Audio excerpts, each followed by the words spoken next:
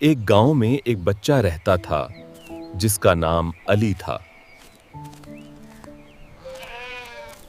ایک دن بارش کی وجہ سے دریا کا پانی تیز ہو گیا۔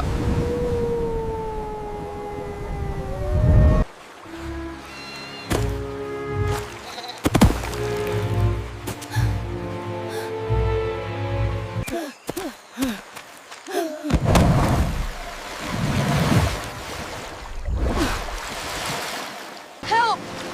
Somebody please help me! I can't breathe! اس نے ہمت کی اور شاخ پکڑ لی۔ گاؤں والوں نے اسے بچا لیا۔